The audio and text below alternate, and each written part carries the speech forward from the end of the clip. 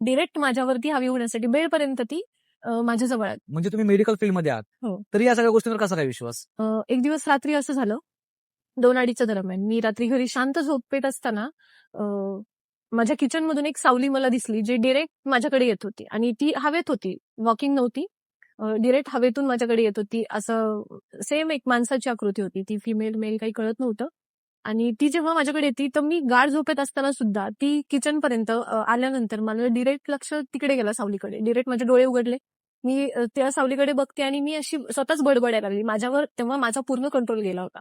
तरी वेळ काय झाली होती त्यावेळेस? साधारण 2 ते 2:30च्या दरम्यान. 2 ते 2:30च्या दरम्यान.